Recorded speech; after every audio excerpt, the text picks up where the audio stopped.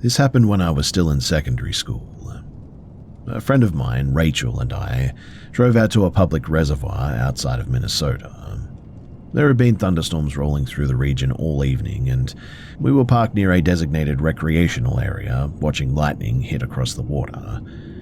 We weren't doing anything unusual, just sort of sitting in the car, talking, windows down, you know. But around 10 p.m., a county ranger came through and told us that the area was being closed off. We left without argument, obviously. Neither of us felt like going straight home, though, so I drove us to another pull-off, and I'd been there before with some friends.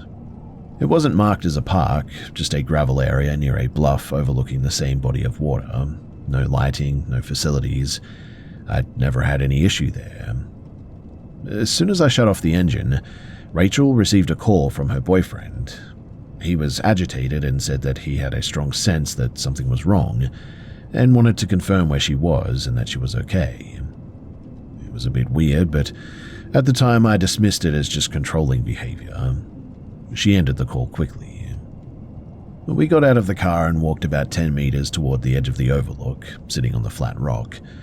The storm was still pretty distant. There wasn't much wind. The lake below was calm enough that we could hear small waves hitting the shore. After several minutes, though, I noticed a sound that didn't fit with the rest of the environment. At first, it registered as wind moving through trees farther down the shoreline. Then it became more rhythmic. We stopped talking without sort of acknowledging it directly. It was crying. Not intermittent, but continuous, and a single voice. Given the location, my first assumption was that somebody else was nearby. Maybe another group, or maybe somebody dealing with something personal. It was a pretty large area after all, and sound traveled pretty unpredictably across water and rock like this. For a short time, the explanation held. But then, the volume increased. The sound wasn't echoing randomly anymore, and it was closing distance. The cadence changed from quiet sobbing to something strained and uncontrolled, like somebody struggling to breathe between cries. There was no shouting for help, no words, just what I would describe as vocal distress. Rachel shifted closer to me without speaking. We both stayed seated longer than we probably should have, but neither of us wanted to be the first to say what we were thinking. As the sound continued to approach, additional noise layered in. Vegetation being pushed aside, uneven footfalls on rock and dirt. Whatever was making the noise seemed to be moving along the shoreline, not toward the road. At that point, I tried to rationalize it as someone intoxicated or emotionally unstable walking through an unsafe area. That explanation, though, really didn't make me feel much better. The sound, it was now close enough that we could tell that it was coming from a single person, likely a woman, moving upright. The crying suddenly escalated sharply, as if the person had suddenly become aware of something. I finally said, as evenly as I could, that we should probably leave. I didn't raise my voice, but immediately after I spoke, the crying spiked into something louder and way more erratic. Branches broke nearby suddenly too, and the movement shifted direction straight toward us. There was no verbal exchange, no call-out, just rapid movement closing the distance. We stood and ran, and I don't remember deciding to do it, but we just sort of did. The car, thankfully, was close, but the ground was uneven and loose, and I dropped my keys once and had to grab them again while running. The sound followed faster now, not speaking and still crying.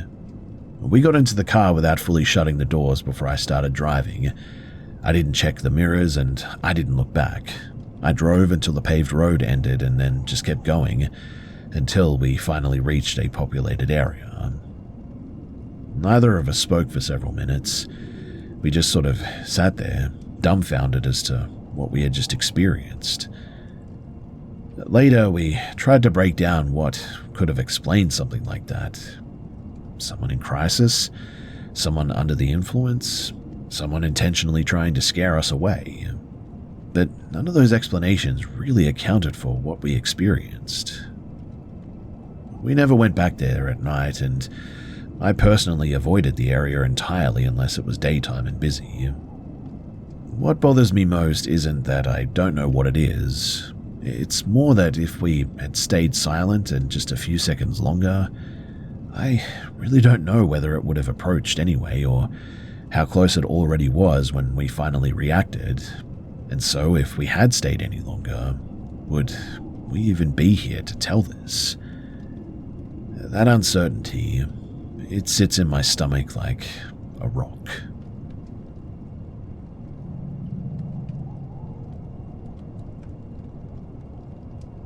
I was staying overnight at my grandmother Elena's house after a severe storm moved through the area one night. The rain was steady, the power failed at around 9 p.m. and mobile coverage dropped in and out.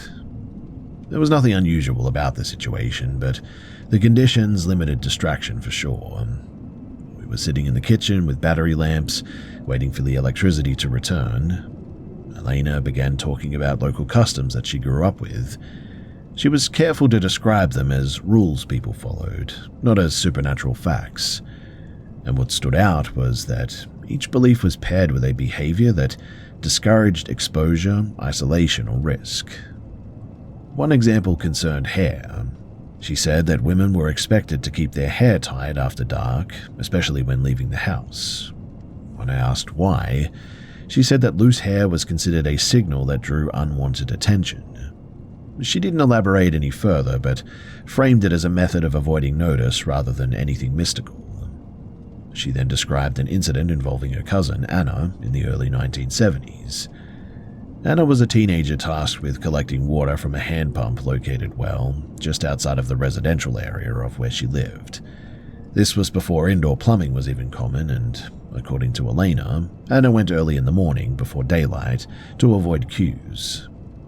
On the walk back, Anna became aware of multiple men walking parallel to her path, one on each side, several meters away. They didn't speak or approach her directly.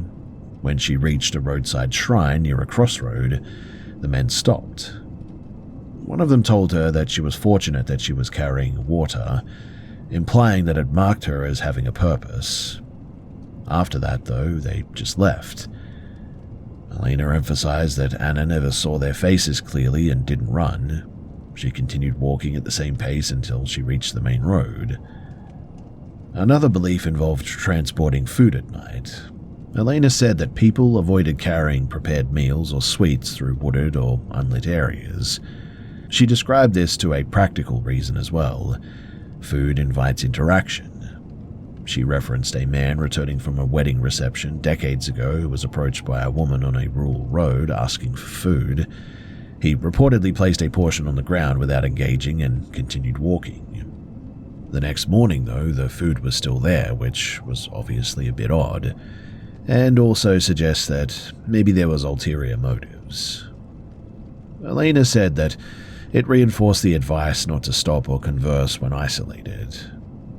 She also mentioned household practices, like a metal object under the bed was common in older homes, especially in rooms used by children. She said that it was believed to ground anxious thoughts. When I told her that once I found a kitchen knife under my mattress as a kid, placed there by my mother, she said that that was pretty standard in their family. No explanation beyond that. Now, the final account she shared involved avoiding conversation at night with unfamiliar people, particularly near abandoned structures or open land. She cited a story about a man encountering others carrying a coffin on a dirt road and asking who died. The reply he received was "you." Apparently, the man who saw these people carrying the coffin said that their faces all of a sudden started to transform into these ugly-looking creatures. He described them as monsters, and apparently he ran after this and they chased him, but fortunately they didn't catch the guy. Elena took this as a warning tale meant to discourage curiosity and engagement, rather than a literal event, but still, apparently others swore up and down that it was a real event, and that the man refused to go back there afterwards. Now, I don't treat these accounts as evidence of anything beyond what they really are, but still, I found it difficult to ignore how many of the rules aligned with modern safety advice, despite being explained through older language. What was pretty unsettling though was that last story, which is why I decided to tell all of this. Obviously, there's a little bit of folklore sort of mixed into all of this, but still, that last one, it's kind of creepy, right? I should probably add too that Elena, she says that she actually spoke to the guy at one point, and allegedly, he swore up and down that what he saw was real, and allegedly took that stance to his grave.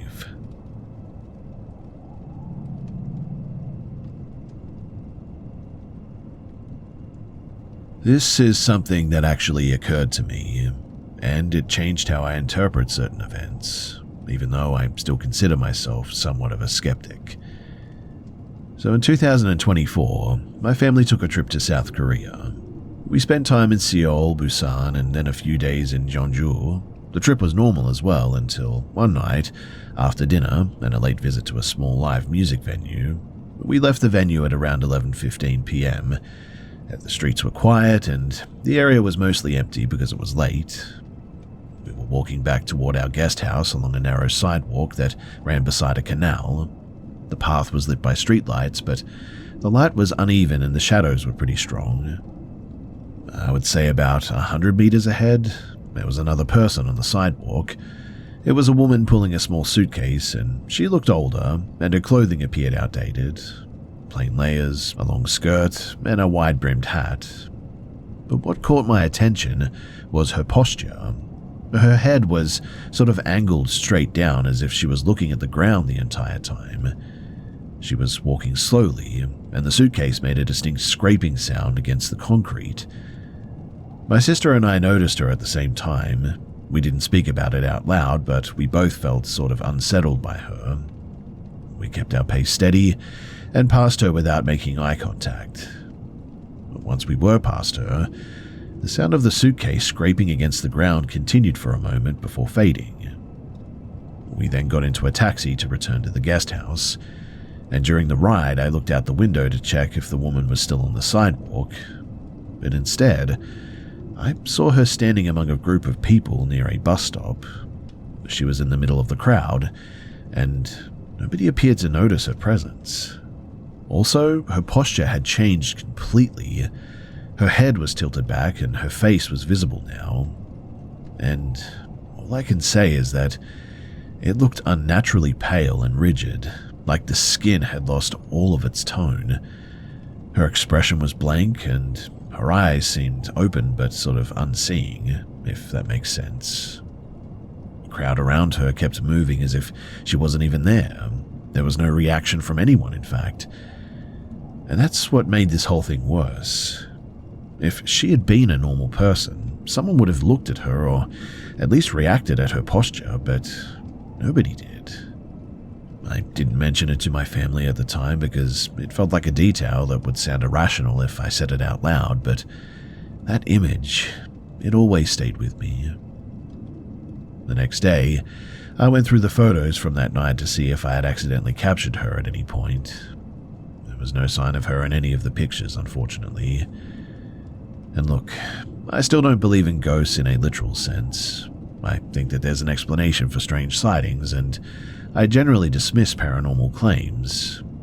But this incident is one of the few things that I just cannot rationally explain away. It was too specific, too consistent, and too clearly observed to be a simple misperception.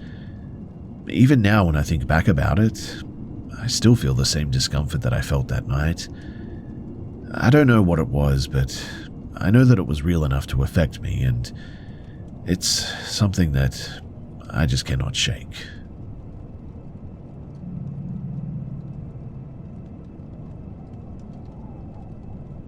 So, I just want to be upfront here and say that the only reason why I'm sharing this is because I want to see if anyone has a rational explanation for this. So my family does not buy into paranormal claims at all. We believe that there's some form of afterlife for sure, but we always look for logical reasons behind strange sounds or movements. In fact, we have a bit of a bad habit of sort of obsessing over the obvious causes first. Anyway, A week ago, something happened that none of us could really explain. It was late afternoon, around 5:30, and my mum and I were alone at our home in rural Texas. We were in the living room with our German Shepherd, while our cat was in the hallway. The house is a fenced property with a tall gate at the driveway entrance, and when the gate opens, the sound carries through the yard and into the house. Out of nowhere, there was a loud knock at the front door. 3 knocks, very sharp and heavy. We both sort of froze because the sound didn't match the usual pattern of someone entering the property. I mean, the gate was still closed, and there was no engine noise or movement outside that would indicate that someone had come in. Well, we got up to go and check. The dog reacted immediately, very weirdly. Ears down, tail tucked, body tense. This was not normal at all. Even when strangers come by, she usually barks and runs to the door. But this time she backed away, then ran upstairs and hid under my mum's bed, shaking. We went outside and checked the yard though, and there was no one there. We even checked for footprints, but no disturbed gravel, no signs that anyone had even been at the door. The gate remained shut too, which was really weird. The property is fully enclosed, mind you, and the nearest neighbor is elderly and physically limited. And really, there's just no way that anyone could knock and leave without us seeing or at least hearing them move through the gate. We both heard the knocks too, and we both confirmed it. We didn't imagine it at all. Our dog even heard it. But there was no evidence of a person outside. Well, after that night, I stopped closing my bedroom door, and when it is shut, I hear faint knocking from the other side, and when the door is open, there's nothing. The knocking only ever happens when the door is closed, which is very strange, but the animals have been acting differently as well lately. The cat and the dog hide behind the furniture, growling or hissing at empty spaces, when they're normally calm and friendly. The change in their behavior as well is really significant. The whole family has also reported hearing voices that are not there. My dad said that he heard my mum call him from the kitchen while he was in the shower one day, even though my mother and I were outside. When I'm home alone, I sometimes hear my parents calling my name, but there's never anyone in the house. Honestly, I thought that I might be losing my mind at one point.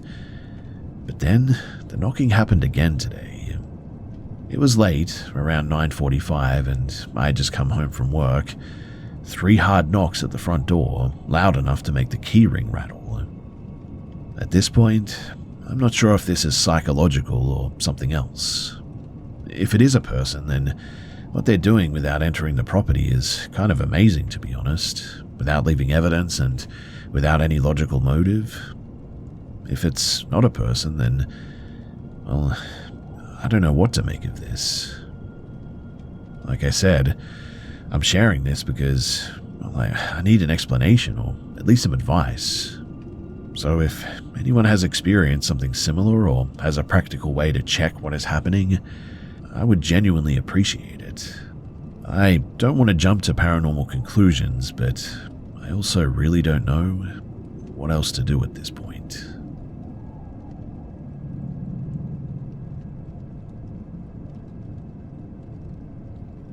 I'm 24 now, and I've lived in the same house since I was 11. My parents and I moved in with my grandparents at that time, and for several years my aunt and cousin also lived with us, and now it's just me, my parents, and my brother. The house is large, old, and has a lot of dark corners. I've always been sensitive to negative energy as well, and as a teenager I often felt like the house had a very heavy atmosphere. I avoided walking around at night unless I absolutely had to, and when I did have to leave my room, usually to get water from the kitchen, I saw a figure on multiple occasions. It was tall, dark, and human-shaped. I could tell that it was a man in old clothing, a long coat, a hat, and a rigid posture. He stood in the living room, motionless, and never moved toward me. I assumed it was my imagination, and so, in the end, I just sort of ignored it. One night, though, I was ironing clothes in the storage room that we used as a laundry and ironing space. I was watching videos on an old computer, and after finishing, I shut the computer off and the screen went black. That's when I saw my reflection, and also the man was standing directly behind me in the reflection. This was the first time that I'd ever seen him so close. I felt immediate panic and left the room quickly, and after that, I avoided being alone in that space. There was another incident too later where I experienced sleep paralysis and I saw him standing at the foot of my bed. I don't remember the details, but I do remember my dad saying that I came into their room crying and told them about it. That's the only reason that I really know that it happened. I told my grandmother about the figure at some point as well, and she said that it was her father watching over the house. I didn't question it then, but it didn't feel like a protective presence, like at all.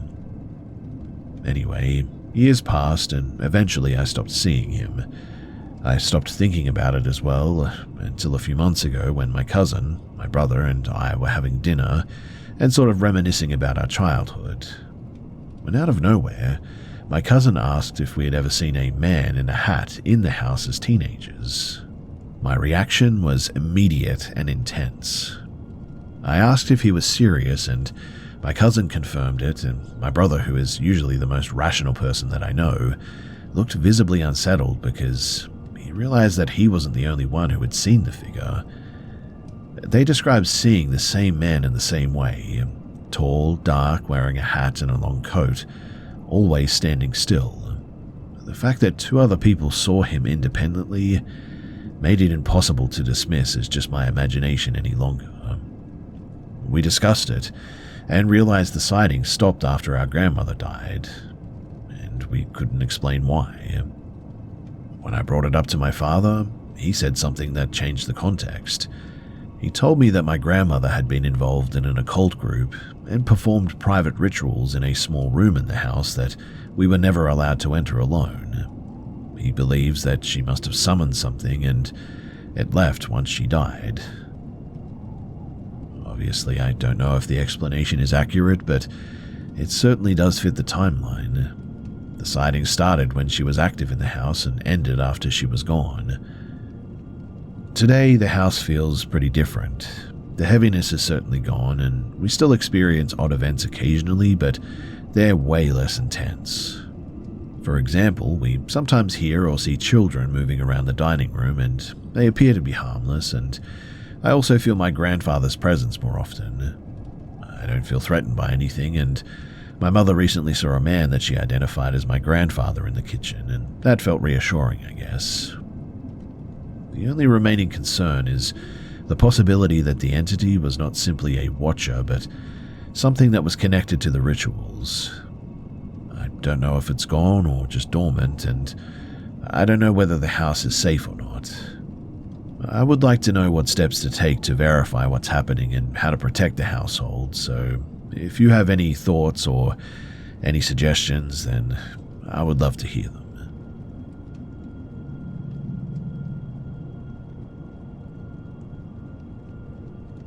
This story comes from my grandmother and has been repeated in my family for decades now. She was in her early 30s and living in a small rural community in northern Romania. She had 2 young children at the time, and one late afternoon in late autumn of 1969, she was returning from the fields with a horse-drawn cart. The children were pretty tired, so she chose a shortcut that ran along the edge of the village cemetery. The shortcut was known locally as the Old Lane, and people generally avoided it after dark. It was already dusk when they approached the cemetery boundary. The horse was normal and calm, but it suddenly stopped and refused to move. My grandmother tried to pull the reins, and she shouted and urged the horse to move forward, but the animal didn't respond. It was also sweating heavily, and its breathing was shallow and quick, as if it was resisting something. The horse's legs were planted, and it just wouldn't budge, either forward or backward. My grandmother began to pray aloud using phrases that she knew by heart. She didn't stop to analyze the situation, and she simply continued until the horse reacted. after a minute or two, the horse abruptly pulled forward and broke into a run. The cart moved at a pace far beyond normal, as if the horse was trying to escape from something directly behind them. The children, they started crying, and one of them, the younger child, began pointing over her shoulder and screaming. My grandmother turned around and saw a figure standing near the cemetery fence. He described it as short and bald with an unusual face, and that she couldn't recognize it as human. She didn't see clear features, only a distorted shape that looked wrong and really huge dark black eyes. The figure didn't move forward, but it also didn't retreat. The cart didn't stop until they reached their home, and once inside, my grandmother immediately shut and locked the door. She did not speak about the event in a sensational way at any point, and she treated it as a fact and avoided that path after dark from then on. The account has remained consistent within our family, and no one has been able to provide a logical explanation for what she saw. The main elements that stand out are obviously the horse freezing in place, the sudden burst of speed, and the figure that appeared without moving or showing clear human features.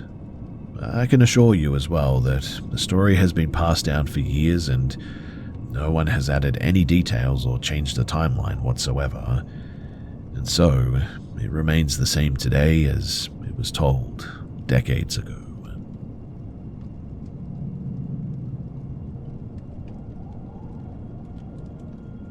This occurred in New Mexico in 2014, along a canyon trail. My friend and I were in our early 20s and had planned a weekend of drinking and some camping. We had a basic campsite set up in a designated area near a river. We were loud, careless, and not thinking about the rules or the environment. A couple of other campers, they warned us about leaving our trash or damaging trees because the area was considered sensitive by the local communities there, and we ignored the advice, and at one point, my friend started striking a small juniper with a hatchet for no reason, cutting into the bark until a chunk came off. Well, later that night after we were drunk and trying to sleep, that's when the incident began. At first, it was a feeling of pressure outside the tent, like somebody was standing close to us. Then we noticed movement along the tent wall. It looked like shadows, but the light in the campsite wasn't strong enough to cast them. The air outside felt colder and denser all of a sudden. The shapes were small, maybe around 2 to 3 feet tall, and they moved in a pattern around the tent. They also didn't walk normally. They moved in a sort of synchronized fashion, a bobbing motion, as if their bodies were dipping and rising with each step. Their silhouettes appeared as if covered in thick, rough material, like unkempt hair or maybe fur or something. They formed a tight circle and kept moving in a loop. The sound of their movement was heavy and deliberate. We could hear something like a chant, low and repetitive, but we couldn't make out any of the words. Then the contact started. The tent fabric was pushed hard enough that it dented inward and hit my friend's head. It wasn't a light touch either. It felt like something solid pressing in. When we unzipped the tent to confront them, there was now nothing there. The surrounding campsite was empty, and the only thing that moved was the wind in the trees. But each time we zipped the tent back up, the shapes returned, continuing their circle. The movement resumed and the chanting started again. It repeated this pattern for at least 30 minutes as well. One of the figures seemed to carry a long stick or something. The silhouette also suggested a necklace or a collar made of something irregular, possibly bone or stone or something, I would guess. And the overall impression that I got was of an intentional ritual rather than random movement. We didn't see anything aggressive beyond the poking, but the fact that the tent was being physically pressed, and the pattern kept repeating with no visible source when we opened the tent, made it feel like we were hallucinating or something. In the morning, after no sleep whatsoever, we packed up and we left immediately. We didn't speak much during the drive home, and we never did return to that area after that. Now, I've read about little people in various Native American traditions, including some that describe guardians of canyon areas, but I don't know if that's what we actually saw or if that fits these stories or whatever, but I only know that we were both awake, both saw the same thing, and we both experienced the same physical interaction. Personally, I'm still trying to understand what any of this was. And every time that I think about it, I get this unsettling feeling in my stomach.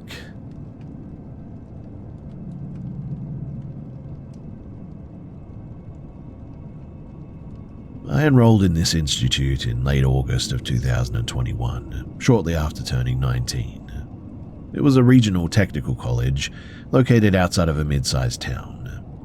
I chose it deliberately because it was far enough from my family home to feel separate, but close enough that I could return within like half a day if something ever went wrong. The surrounding area was mostly agricultural land, dairy farms, storage sheds, and long roads without foot traffic. The campus itself was small and internally focused, with most student life contained in one residential complex and a handful of shared facilities. The residence hall that I was assigned to housed students from the creative and performance programs. The building had 4 levels, separated by program and gender, with a shared laundry and storage area below ground level. It was the type of place where everyone sort of became passingly familiar with each other within a few weeks, even if you never really spoke. You learned routines quickly, who practiced late, who smoked outside after midnight, who always studied in the common room, things like this. Within the first month, I became aware of 2 male students who were often together. They were brothers, close in age, and both enrolled in media studies. They were not particularly noticeable at first, but what made them stand out over time was not their behavior towards me, but the way that other students spoke about one of them when he wasn't present. His name was Lucas. I heard about Lucas indirectly through classmates in my course. One evening, while working on a group assignment, someone mentioned that several students had already filed complaints about him. Later, a student that I shared a kitchen with explained that a group of women from the drama program had collectively submitted written statements to the administration. The statements described repeated unsolicited messages, unexpected appearances at rehearsals and off-campus events, and a pattern of persistent contact that continued after requests to stop. According to her, the administration acknowledged receipt of the document and then did nothing observable. At the time, this information felt pretty distant to me. Lucas had never spoken to me directly, and I didn't receive messages from him ever. I had never even noticed him watching me at all. Given that, I sort of categorized him as a known risk to others, but not an immediate concern for myself. That judgment, though, would later feel very careless, though not obviously wrong at that time. Now, one contextual detail matters here a lot. Many students at the institute, they were international and private transportation was pretty uncommon. Public transit in the area was limited too, and the rides were typically coordinated in advance. Lucas and his brother, they didn't own a vehicle, and this was confirmed due to a mandatory residence meeting at the beginning of term, where students introduced themselves and discussed shared resources. I remember this because several people joked about how isolated the campus was without a car. At the end of term, I returned to my family home for the summer break, and I stayed there for several weeks. During this time, the campus and everyone associated with it sort of faded from relevance. I resumed old routines, and I reconnected with some friends that I hadn't seen regularly since enrolling. One evening in early January of 2022, I met a childhood friend for dinner at some point. We chose a small restaurant in town that locals favored largely because there were few alternatives, and it wasn't really a place that people passed through casually. You either lived nearby or had reason to be there. We had both been seated there for about 15 minutes when I noticed someone across the room who did not fit into the usual local pattern here. It took longer than it should have to register why he seemed out of place, but when I realized who it was, the recognition came with a delay rather than a shock. Lucas was sitting alone at a table near the wall. He was facing in my direction, and I cannot say with certainty how long he had been looking at me for, but when our eyes met, he certainly didn't look away. I informed my friend quietly, and she looked over and confirmed that she recognized him from a photo that I had previously shown her. At the time, neither of us reacted outwardly. There was no interaction, in fact. He didn't approach, he didn't signal or gesture. The lack of action is what made it difficult to interpret in the moment, really. It was only after we left that the logistical implications became pretty apparent. The town that I was in was not a direct transit line from campus. Reaching it without a car required multiple connections and advanced planning. Lucas had no social ties in the area, as far as I knew. His brother was not with him too, and there were larger towns significantly closer to the campus where students typically traveled during the breaks, that is. In other words, there was no obvious reason for him to be where he was at that time, unless it was intentional. I didn't report the encounter. I couldn't articulate a violation that had occurred. Nothing he did crossed a clear boundary in that moment. But still, the event disrupted my assumptions about distance and anonymity for sure.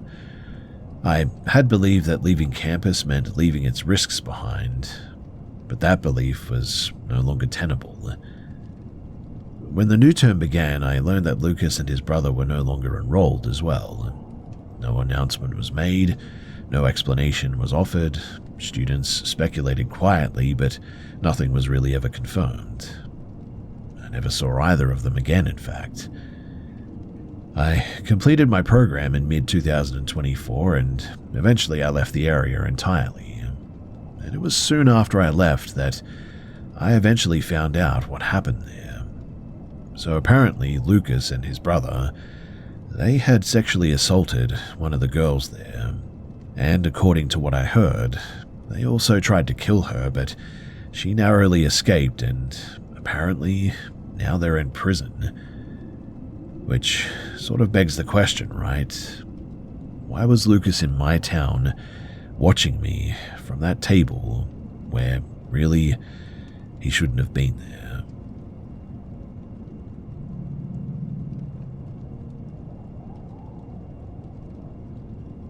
In early November of 2023, I traveled to Denver, Colorado with my partner to mark my 26th birthday. The trip was intentionally low effort. We avoided nightlife, limited alcohol, and planned to return within 48 hours. The only part of the trip that went poorly was the return itself. On the morning of our flight home, I felt pretty unwell. It wasn't severe, but it was enough to be disruptive, and after arriving at the airport, I became nauseated and had to step into a restroom before security. I took an over-the-counter motion sickness pill that I had packed, and I had used the same medication before without issue, but it reliably caused drowsiness. By the time that we reached our gate, the medication had taken effect, and I sat in one of the standard terminal chairs, upright but leaning forward with my arms wrapped around my backpack. My partner was seated slightly behind and to my right. The gate area was moderately crowded, with people moving continuously through the seating rows. I sort of drifted in and out of light sleep, and I was aware of the surrounding noises, but not actively tracking it. At one point, I registered my partner laughing under their breath, and I assumed it was related to something on their phone, or maybe a passing interaction nearby, and didn't react. When I woke more fully several minutes later, the nausea had subsided a bit, and as we waited to board, I asked what had prompted the laughter earlier. The response was delayed, which, in retrospect, should have been notable, but my partner explained that while I was asleep, a woman had stopped directly in front of me. According to them, she appeared to be in her late 60s or early 70s. She was not carrying luggage, food, or a phone. She didn't appear confused or lost. She simply stopped walking. The woman leaned forward slightly and looked at my face. She didn't touch me. She didn't speak. She didn't acknowledge my partner, despite them being clearly visible. The staring continued long enough that It drew attention from another passenger seated nearby, a woman approximately our age, who made eye contact with my partner in apparent confusion. My partner said the woman's expression didn't change. There was no sign of distress, recognition, or curiosity, just sort of sustained attention. After several seconds, she briefly glanced at my partner, returned to gaze at me, and then walked away without explanation. I asked how long the interaction lasted, and my partner estimated between 10 and 15 seconds. Certainly long enough to feel inappropriate, but not long enough to justify intervention without escalating the situation further. At the time, I dismissed it as a sort of benign oddity. Airports create unusual conditions, right? People misidentify strangers. Fatigue and age-related issues exist, and none of those explanations are implausible on their own. What bothered me later, though, was the specificity of the interaction. The woman didn't scan the area. She didn't even hesitate. She stopped directly in front of me, oriented herself deliberately, and maintained focus despite social cues that would normally interrupt such behavior. She also chose not to engage verbally, which would have immediately clarified her intent. Obviously, I never saw her again, and she didn't approach anyone else. In fact, there was no follow-up interaction. Nothing really happened after that, and our flight boarded normally. We returned home, and life continued without incident. But still, the encounter altered how I felt about public spaces for good. I had been asleep and visibly impaired and unaware of my surroundings, and the fact that someone noticed and acted on that awareness, even briefly, was pretty difficult to ignore. The other thing that I should probably mention here is that my partner said that, as they were watching this woman, they took notice of the fact that they seemed to have something in their hand. Now, they refused to speculate at first because they didn't want to freak me out or anything, but they did say eventually that what they thought that they saw was like maybe a sharp pen or something to that effect.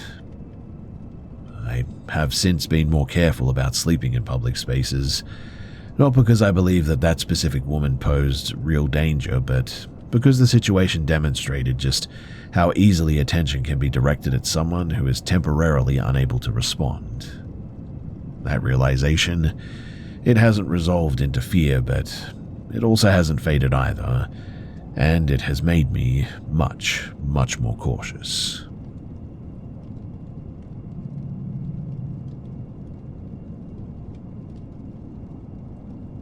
Before I share this, I just want to say that this situation, it didn't begin with anything that seemed risky.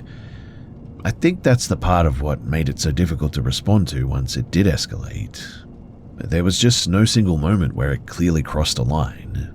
Instead, it unfolded in sort of fragments that only formed a pattern much later. So in mid-2022, I managed a public-facing account on a social platform focused on short-written reflections. The account was intentionally impersonal, and I never showed my face, disclosed my location, or discussed my private life at all. The audience was pretty broad, and engagement was usually limited to brief comments or just some questions. I treated it as a sort of one-way channel rather than a social space. Around that time, though, a man reached out through direct messages. He appeared to be in his late 30s or early 40s based on what he shared. The exchange was brief and superficial, but within a few days his messages began to feel intrusive in tone and assumption. I ended the conversation clearly and without ambiguity, stating that I was not interested in further contact. I blocked him immediately afterward. That should have been the end of it as well, but it wasn't. Within weeks, anonymous messages began arriving through third-party tools that allow unverified submissions. At first, the content was vague, critical but non-specific. Over time, though, the messages became hostile. Some included insults directed at me and my family. Others implied inevitability or future confrontation without stating anything explicit. Several messages were framed in sort of religious language, accusing me of deception or moral corruption. I didn't respond to any of them. Shortly after that, new accounts began appearing as well. They followed my page, viewed content, and then disappeared. The accounts had no history, no personal identifiers, and no consistent naming pattern. Some used religious terminology, and one used a variation of my own name in another language. Blocking them had no effect though. New accounts would appear within days. During this period, I started receiving security alerts from my email and social platforms as well, indicating login attempts. Password reset requests appeared that I had not initiated, and at the same time the anonymous messages shifted in tone, referencing personal details that I had never shared publicly. Some claims were demonstrably false, such as assertions that the sender had spoken to members of my family or community leaders about me. The intent appeared to be intimidation rather than accuracy, but the behavior expanded outward from there. Friends of mine began receiving unsolicited messages from unfamiliar accounts. The messages alternated between insults and attempts to discredit me, sometimes framed as concern from a neutral observer. The writer style was consistent across accounts. The timing aligned with periods when I would block or report activity on my own page. And for several months, this remained confined to online spaces. But then it changed. In early 2023, I encountered the same man in person at a location that I attended regularly. It was not a place connected to my online activity, and the first time I assumed that it was coincidence. The second time, his attention was unmistakable. He watched me continuously without approaching. I left early and went to a nearby cafe to put some distance between us. He entered shortly afterward and sat where he could see me clearly. I noticed him holding his phone in my direction, and later that evening, images taken from that location were sent to me through an anonymous account. When I didn't respond, a short message followed expressing hostility. That was the moment when the separation between online harassment and physical presence disappeared. I contacted the local authorities that same day. They documented the incident and ensured that I would leave safely. The man, he didn't remain in the area after that. However, without definitive identification or direct threats, the scope of the intervention was pretty limited. Afterward, the activity receded, but it never did stop. There were periods of silence followed by renewed waves of anonymous messages and new accounts. The content shifted repeatedly as well. Religious condemnation, character attacks, claims of social consequences. At one point, messages referenced the city where I was born and linked to an old inactive account that I had not accessed in years. I compiled evidence and submitted it repeatedly. Platforms removed accounts but could not prevent replacements. Authorities eventually informed me that without clearer attribution, the case really couldn't proceed any further. At present, thankfully, there has been a stretch of relative quiet. Based on past experience, I don't interpret this as resolution by any means, but there was never a confrontation, explanation, or demand that could be negotiated or even refused. The entire situation stemmed from really what was a single brief rejection and continued without input from me. What remains unsettling, though, is not the content of any one message, but the persistence across time and methods. This guy has chosen to maintain attention long after contact was severed, and they've adapted their approach when barriers were introduced. Like I said, there's no clear conclusion at this point, only an ongoing awareness that disengagement, it hasn't ended this other person's involvement, and really, at this point, I don't know what to do.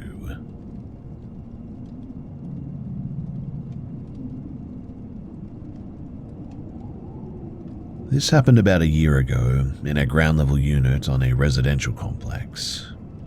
The building was arranged horizontally rather than vertically, if that makes sense, with a single corridor of apartments that shared exterior access. Several of the units are short-term rentals, while others are permanent residents. My partner and I, we lived at the far end of the building. There was no unit directly beside ours on one side, and the nearest neighbor apartment is above us. We had returned the previous evening from a week-long trip as well. The apartment was not settled back into order at that stage, and an open suitcase was still on the bedroom floor. Clothing and shoes were spread across the room, and the items that we had brought back were left out on visible surfaces. But what I'm getting at is that the space didn't resemble a vacant or temporary rental by any means. It was clearly occupied. Now, at about 8:40 in the morning, I became aware of the bedroom door opening. The sound itself was minimal, but enough to break my sleep. And when I opened my eyes, the door was no longer fully closed. It was open just enough to create a narrow gap. And from that gap, I saw part of a face, specifically one eye, looking directly into the room. The halfway light had been switched on, which is why the figure was visible, and I didn't hear footsteps or breathing. I couldn't determine the person's gender or age or anything. I didn't move. At first, I assumed I was misinterpreting what I was seeing due to fatigue. The night before had been exhausting, and I had slept very poorly. I continued looking at the doorway, expecting the figure to resolve into something explainable, but it never did. The person remained still for a period that I later estimated to be between 15 and 20 seconds. Eventually, the eye withdrew. The door was pulled closed from the outside. There was no sound indicating urgency or surprise. The movement was controlled and deliberate. Only after the door closed did I return to check whether my partner had gotten up. They were still in bed beside me asleep. At that point, I noticed that the bedroom light had not been turned on, confirming that the hallway light had been activated intentionally by whoever entered. I was unclothed at the time, and that realization came after the immediate confusion subsided. The physical vulnerability of the situation was more disturbing than the intrusion itself, really. There had been no attempt to hide the act of looking, is what I'm getting at. The person had not retreated quickly, as someone might if they had entered by mistake. Once fully awake, we checked the apartment. Nothing appeared to be missing or disturbed beyond what had already been unpacked. The front door was unlocked, and I had not secured it the night before, a decision influenced by exhaustion and familiarity with the building. Later that morning, I contacted the property management office. I asked whether anyone had accessed our unit and whether security footage could be reviewed. I was told that the hallway cameras were not operational any longer, and I was also informed that no maintenance workers were scheduled for that day in any unit. The manager said that she would check whether nearby short-term rentals were occupied, but could not provide immediate answers. No follow-up explanation was offered, and no record of entry was ever found. Without footage, there was no way to determine whether the person was a guest from another unit, a staff member acting without authorization, or someone who really should not have been in the building at all. What remains unsettling the most, though, is not the possibility of a mistake, but the behavior itself. If the person believed that they had entered the wrong apartment, like I said, there would have been multiple cues that should have prompted immediate withdrawal. Instead, they chose to observe and then leave quietly without acknowledgement. I have since taken additional precautions. The door is locked consistently from now on. We requested written clarification from management regarding access protocols, though no substantive changes have been communicated. There have been no repeat incidences, which I'm thankful for, but really that means that there's no conclusion here. I really hate the thought of somebody coming in and peering at me while I'm completely butt naked, but still, I'm just glad that it didn't turn into something more than that. And honestly, that's probably because my partner was by my side.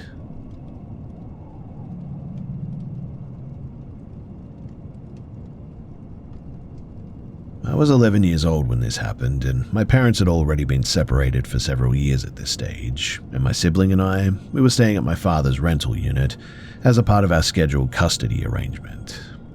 The apartment was in a complex on the outskirts of Bakersfield, California, an area with a bit of a reputation for frequent police activity at the time and high tenant turnover as well. The unit itself, it was pretty small and minimally furnished. There were 2 bedrooms, each with an attached bathroom, and also a living area that opened onto a narrow patio through a sliding glass door. The apartment was on the ground floor, with direct access to a shared outdoor space bordered by trees and overgrowth. When we stayed there, my younger brother and I shared one bedroom. Now, sometime after midnight, we were woken by repeated impacts against the front door. The force was enough to carry through the apartment, and my father got out of bed immediately and moved toward the entryway. He didn't open the door. Instead, he checked the peephole and then spoke through the closed door. The man outside was asking for someone who didn't live there. According to what my father said later, the name that he used belonged to a former tenant. My father told him plainly that he had the wrong address and that children were inside. The response was more shouting and continued pounding. At that point, my brother and I were fully awake. My father came into our room and instructed us to follow him without explanation. He moved us into his bedroom and then into the connected bathroom. He locked both doors, and I remember him taking a golf club from the closet before closing himself into the bedroom side of the space. From the bathroom, we could still hear the noise. The man had moved from the front door to the back of the apartment now, which meant that he had successfully broken open the door. The sound shifted from solid impacts against wood to sharper blows against glass now. My father called the cops and the apartment management at the same time. My brother was crying uncontrollably, and I was quiet, not because I was calm, but because I was trying to understand what was going on. We heard the glass door break. The sound was unmistakable. There were no footsteps inside the apartment afterward, which was really confusing to me at the time. We remained in the bathroom until the police arrived, and when the officers entered, they announced themselves repeatedly before my father unlocked the doors. It was close to 3 a.m. by then, and my mother had already been contacted and arrived shortly afterward to take us home. The man who had broken in was gone. The living room floor and the patio were streaked with blood everywhere, though. That is an image that I will never forget.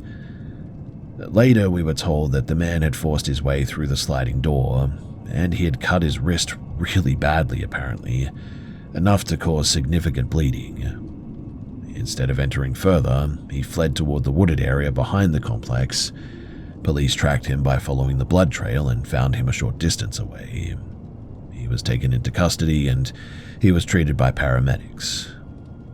We were never told what charges were filed or what ultimately happened to this guy, too.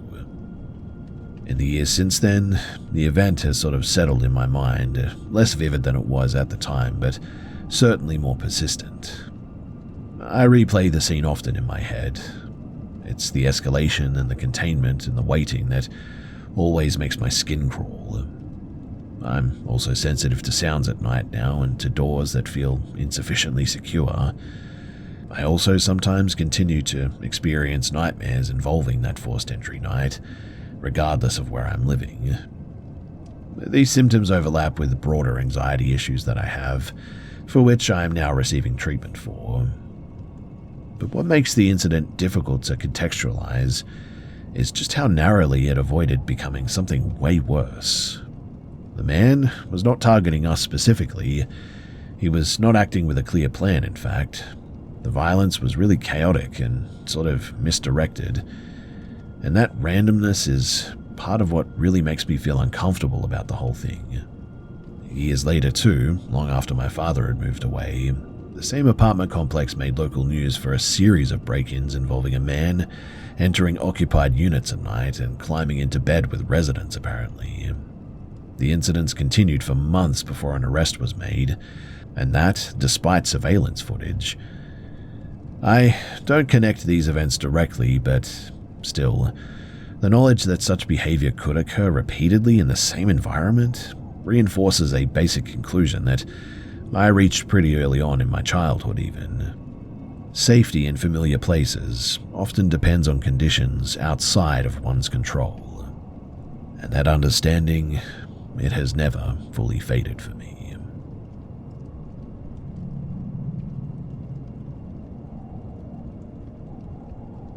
The decision that set this into motion was practical, not impulsive.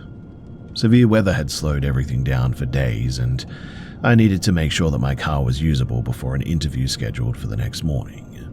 I treated it as a task to complete, and certainly not an outing. A multi-day snowstorm had left most residential streets partially cleared and parking lots unevenly plowed. I spent several hours clearing snow and ice from around my car, started it, and let it idle when I finished getting ready. Once it was running reliably, I decided to take care of an errand that I would otherwise have to do the next day. The store that I drove to was roughly 20 miles away, a large pharmacy just off a state highway. The trip took about 40 minutes due to road conditions. When I arrived, I noticed an older woman standing near the entrance, positioned just outside of the automatic doors. She wasn't holding bags or a phone. She was facing outward, not toward the store interior. As I approached on foot, she watched me without speaking. I didn't stop, and I entered and completed my purchases and exited less than 10 minutes later. When I came back outside, she was no longer at the entrance, and I assumed that she must have gone inside or maybe left.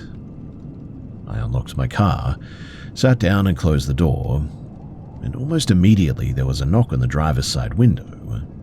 The woman was standing close enough that I had to lean back to see her face clearly. The timing suggested, too, that she had been waiting nearby rather than passing through.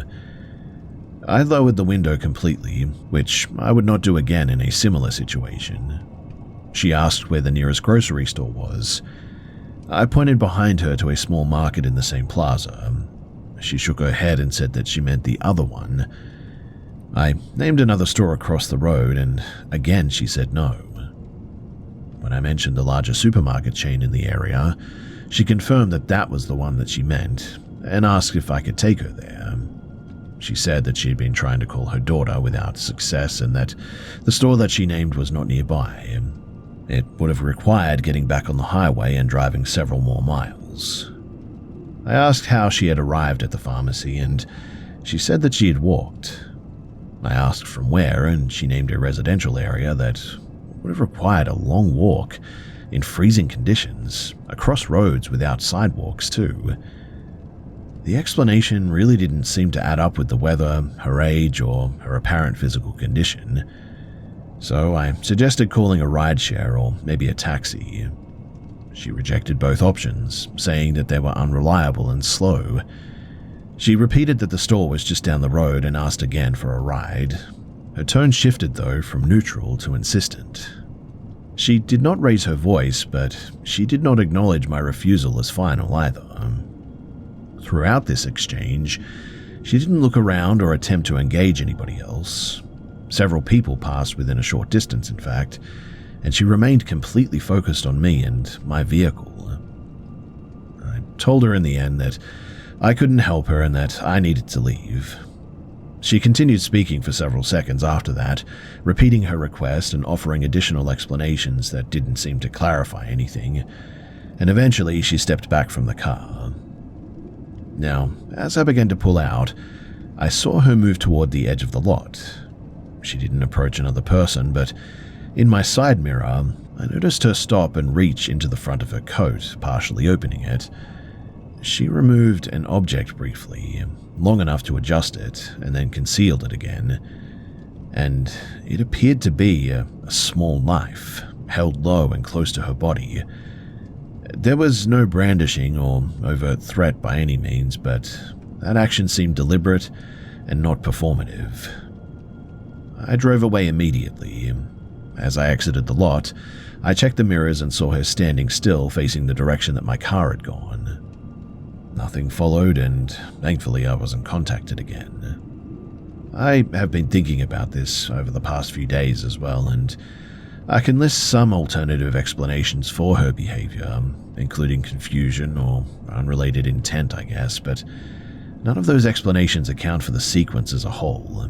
The waiting, the insistence on entering my car, the refusal of safer alternatives, and the concealed object revealed only after I declined.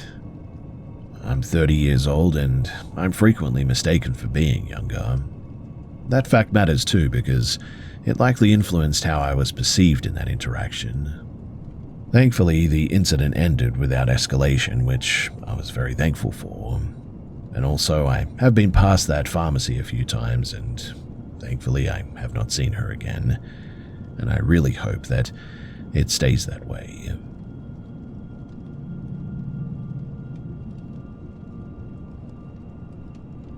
By my third year of university, I had developed a routine that left little room for novelty.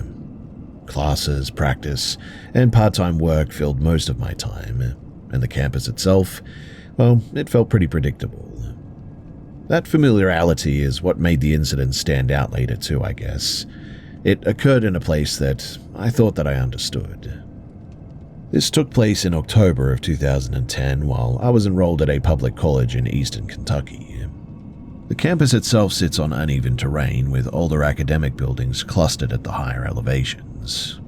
I grew up less than 2 hours away and visited home regularly, so the school never really felt remote or isolating. A student organization had arranged an after-hours historical walk through one of the oldest buildings on the campus at some point. The event was marked as an investigation, but in practice, it was a supervised nighttime walkthrough emphasizing the building's age and history. Several of us from the athletics program, we decided to attend together. For accountability, participants were told to move in pairs.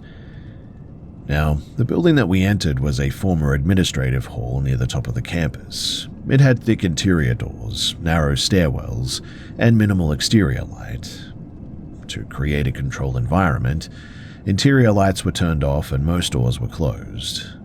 The intention was to reduce background noise and distraction, not to create fear, but the result certainly was an unfamiliar layout in near total darkness. My partner and I, we stayed close behind the rest of the group as we moved toward the upper floor. We were careful to remain physically connected because visibility was pretty limited, and at some point during the transition between the stairwells and the hallways, the distance between us and the others really increased. What I mean is that there was no clear moment where the separation really occurred, only the realization that we could no longer hear the rest of the group. We stopped though when we heard voices further down the hall, assuming that we had taken a wrong turn. Rather than calling out, we decided to retrace our steps quietly to avoid disrupting the event. At the end of the corridor was a heavy wooden door with a narrow glass panel. It was already partially open, and as we approached, the door moved abruptly. It swung shut with enough force to echo down the hallway and continued to vibrate in its frame. The sound was sharp and really unexpected. I mean, who would do that? Given the building's age, the lack of interior lighting, and the absence of visible airflow, the movement felt weirdly unaccounted for in that moment. Of course, unless somebody, slammed it, which would be really weird. We sort of froze at this moment. I didn't interpret the event as intentional or directed, but the timing was difficult to ignore. After 7 seconds, the movement stopped.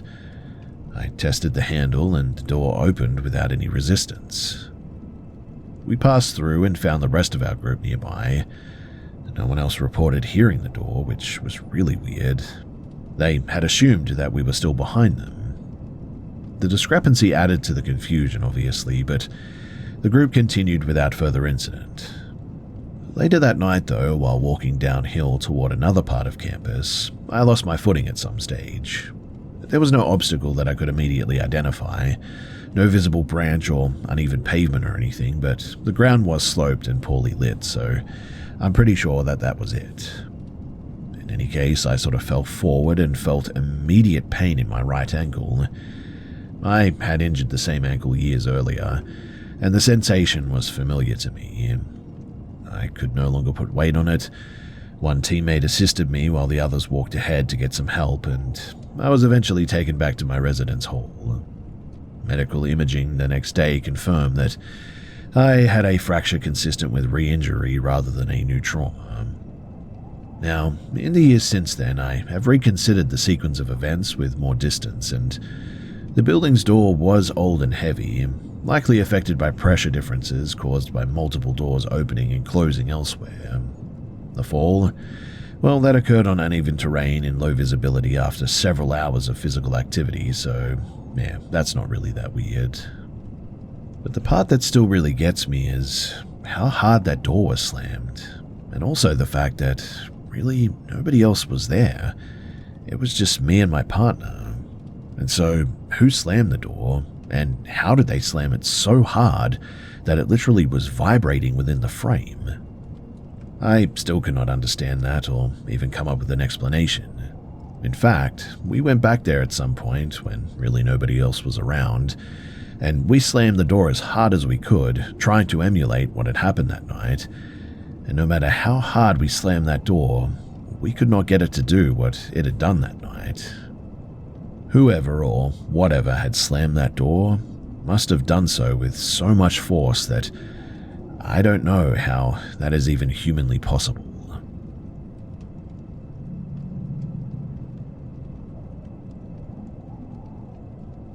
I took a job in late 1991, not long after moving. I was 21 at the time and needed some steady work more than anything else.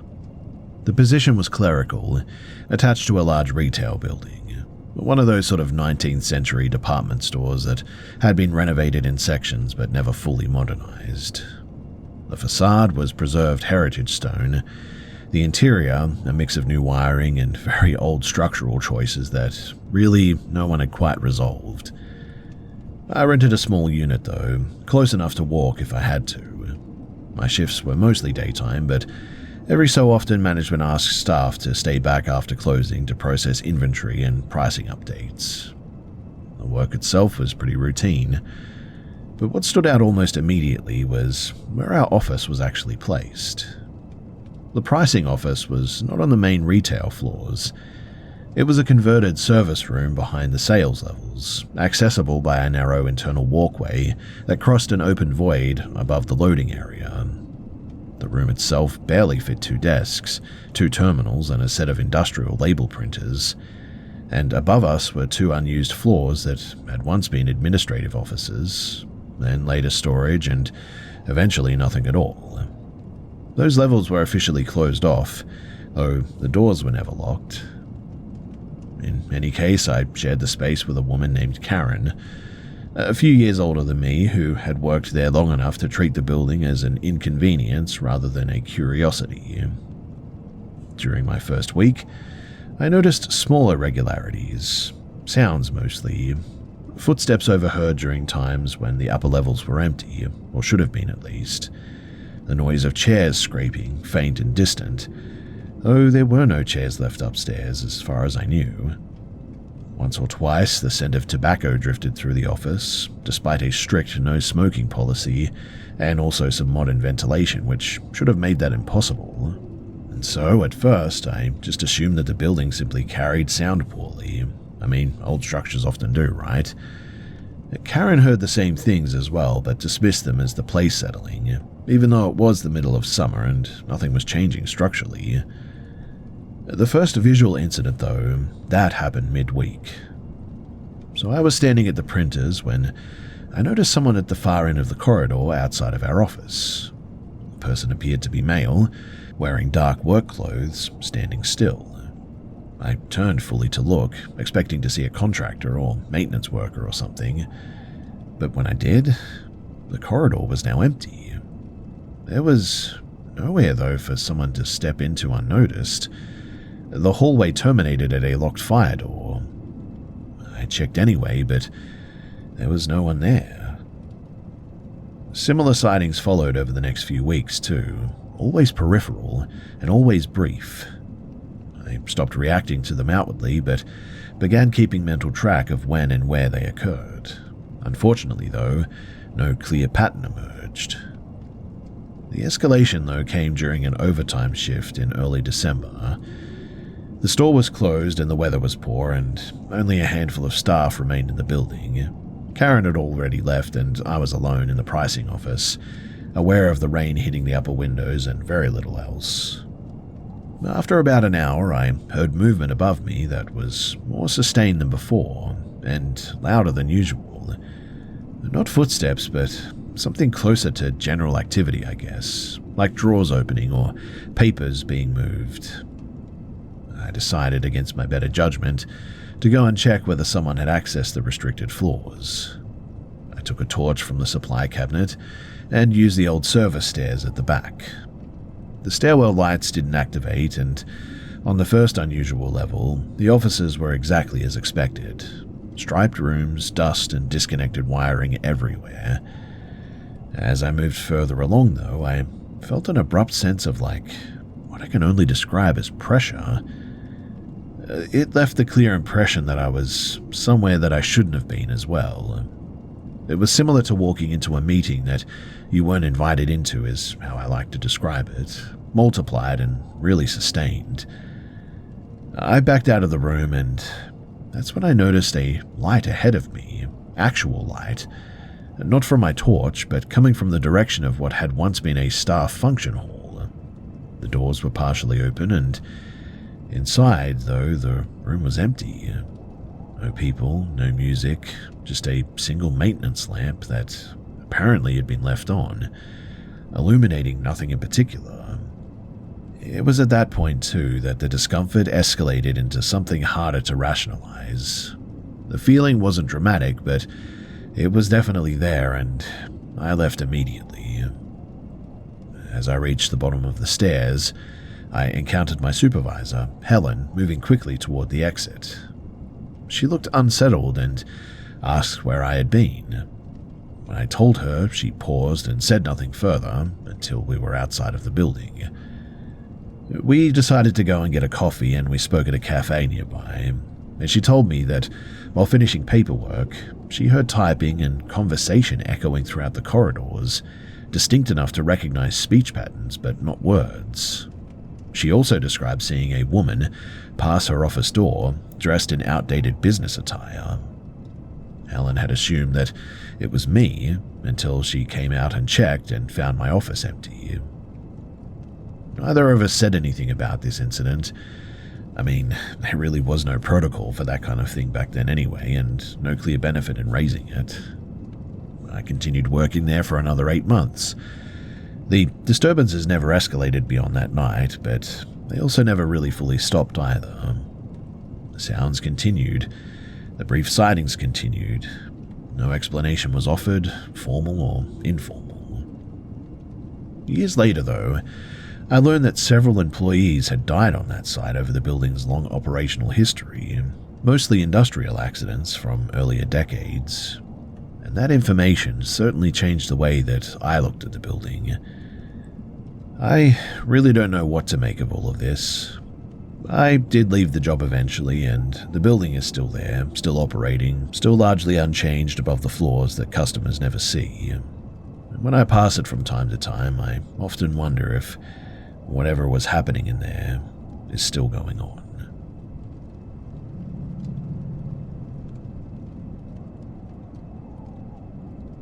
I didn't grow up thinking that there was anything unusual about my mother. For most of my childhood and early adulthood, she was simply the parent who noticed details early and spoke bluntly about outcomes that other people preferred to avoid. It's only in hindsight, after a series of specific incidents, that her behaviors began to register as something that I could not easily categorize. This account refers to events spanning roughly from 2014 to 2023, primarily in the outskirts of Leeds, England, where my family lived, after emigrating from the Midlands. My mother, Mary Ann, worked intermittently in clerical and care roles. She was not religious in a conventional sense, and she didn't affiliate with any organized belief system. She described herself as practical, though her habits suggested something more rigid than intuition and also a little bit less flexible than superstition, I guess you could say. She had a pattern of making statements about future events in a sort of factual tone, without emphasis. These were never framed as predictions. They just were sort of delivered the way that one might state the weather forecast. Minimal detail, no emotional loading, no follow-up, just that. Over time, though, a number of those statements coincided with real outcomes. When my father died unexpectedly from an undiagnosed aneurysm in 2016, I recalled a comment that she had made weeks earlier about needing to sort paperwork sooner than planned. when pressed later, she denied that it meant anything specific. There were other instances too. She anticipated her own legal trouble related to an employment dispute months before it occurred, instructing us to keep documents organized. She also gave oddly precise guidance to my siblings about relocations and job losses that later materialized, though never in a way that could be easily documented or challenged. Physically, there was nothing remarkable about her. She appeared younger than her age, I guess, but that runs in the families. One detail that did stand out, though, was the absence of any clear fingerprints. This became apparent during a passport renewal in 2018, when the scanner repeatedly failed. She explained casually that she had worked with industrial solvents in her 20s and that the skin just never really fully recovered. This explanation was plausible and not verifiable either way, but what unsettled me more than any individual incident was her consistency. She didn't hedge, revise, or dramatize anything, and when she was wrong, which must have happened, she didn't acknowledge it, and no one around her seemed to notice. Although, thinking back on it, I really cannot recall a moment when she was wrong. Anyway, the shift occurred after I moved back into her house, temporarily in early 2022, following a relationship breakdown. Living in close proximity again made patterns harder to ignore.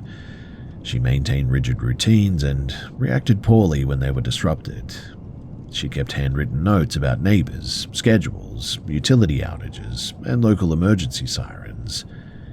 When asked why, she said that it was awful to know what normal looks like.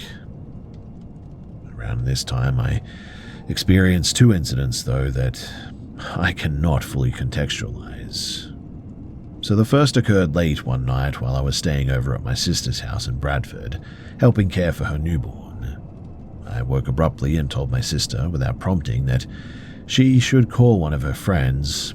I didn't give a reason, and I just went back to sleep, apparently. The following morning, we learned that the friend's father had apparently died overnight. The timing aligned, and the information didn't. I dismissed it as coincidence and stress. The second incident, though, was harder to disregard. In October of the same year, I was outside my flat after midnight, on the phone, when I experienced a sudden sort of physiological response, elevated heart rate, auditory narrowing, heightened attention, and, mind you, there was no visible stimulus. There was no argument, no noise, no approaching threat, and I ended the call and just went inside. The next afternoon, emergency services were at the end of the street. A neighbor had been found deceased in his home. The cause was later reported as natural, but I did not feel that I had known anything, but what troubled me was the alignment of bodily responses that I had and obviously what had happened. In fact, I later found out that the timing matched perfectly. Well, I raised these incidents with my mother several days later, and she listened intently without interruption. When I finished, she told me not to talk about it further, especially not out loud. She didn't explain why. She didn't express concern, and she simply advised restraint, as if discussing it might introduce variables that she preferred to control. Since then, I've noticed that she withholds information selectively. She redirects conversations when they approach certain topics, she discourages documentation, and she insists that attention itself can distort outcomes. There's no evidence that she possesses any sort of abnormal ability, but there's also no clean explanation for the accumulation of correlations that she's had over all this time. Nothing conclusive has happened since then. I feel completely normal, and I guess that, more than anything else, this is what keeps the situation in my head. I really don't know what to make of any of this, and so if you guys have any idea as to what I should do or how I should approach this, I would appreciate it. Thanks.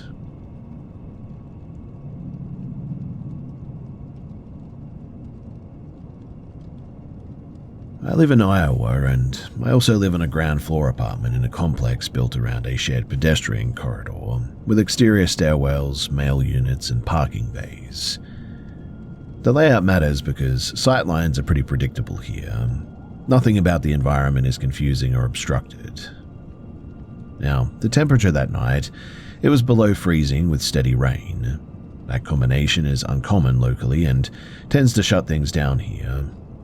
Roads were empty, foot traffic was effectively zero, and I was inside my unit, not tired and not intoxicated or anything, and not even distracted. I'd been awake for several hours and was mentally alert. Because snow had been mentioned in the forecast, I checked outside intermittently. This involves standing a few feet back from the window and pulling the blind aside briefly. I did this multiple times too without any incident.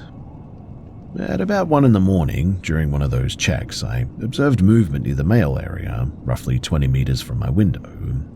A person was moving quickly up the short staircase leading to the boxes. The movement was normal enough at first, someone hurrying out of the rain.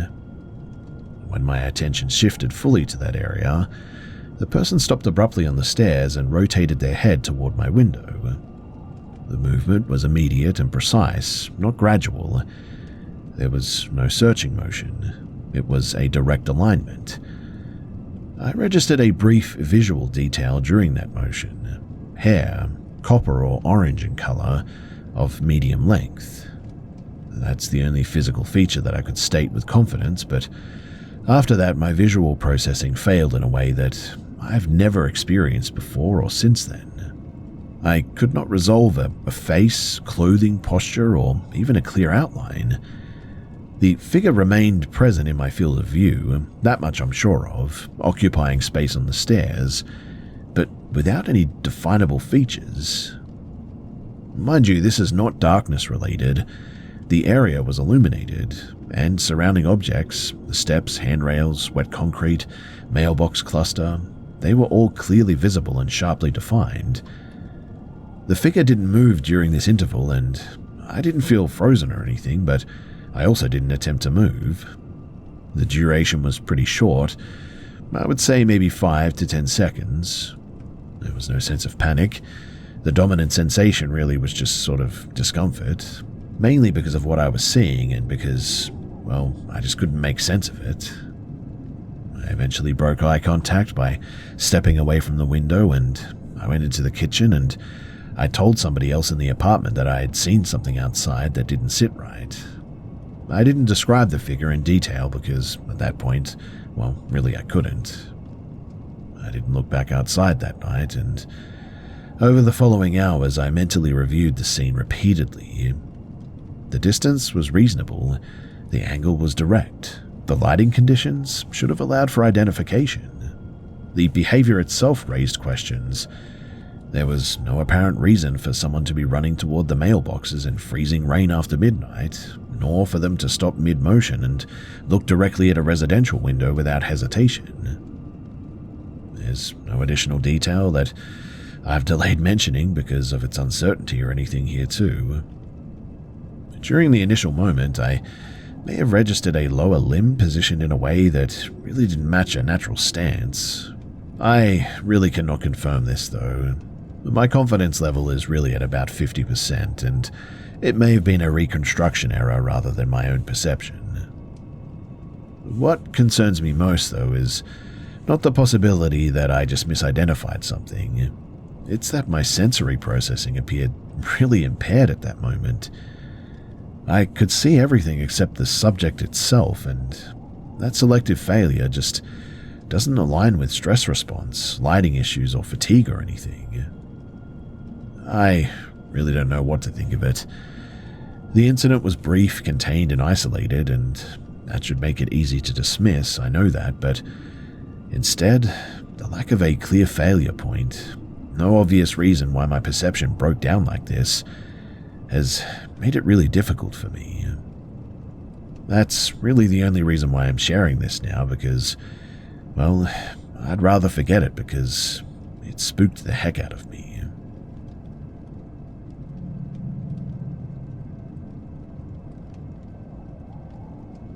I, a 29-year-old female, used to do some street performing when I was low on money, and at the time of this story, I was 25.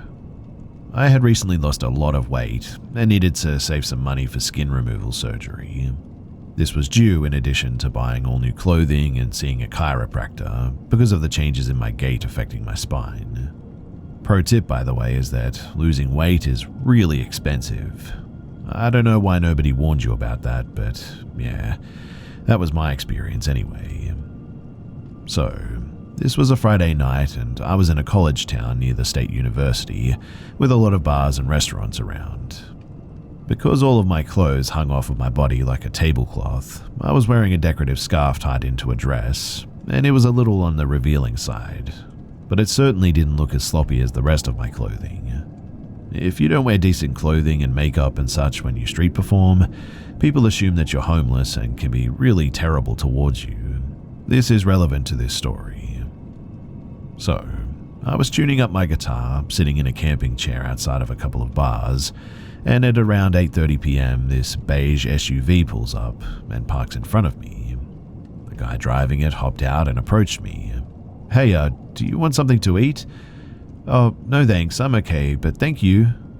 "Okay." And he got back into his car, but instead of driving away, he just sat there staring at me. I thought it was a little bit strange at the time, but I was focused on getting warmed up, so I didn't initially worry about it too much. I was only planning on staying out until about midnight anyway, so I wanted to maximize my time. It was the end of the dinner time, beginning of the bar time rush, so it took me a little while to realize that the beige SUV was still there, and the guy was still sitting in the driver's seat, staring at me. I'm pretty sure he didn't even pay the parking meter in the end. Anyway, at about 9:30, he hops out again. "Hey, are you hungry yet?" "No, I'm okay. I ate before I came out here." "Come on, I want to give you something, but I don't have any cash. Let me buy you dinner." This does happen. When someone who doesn't carry cash sees a street musician that they like, they will often offer to buy a snack and bring it to you, so I didn't find that too strange. "Okay, sure. If you want to bring me a snack, that's cool." "Okay, come with me." No, I mean, I'm not leaving my spot here.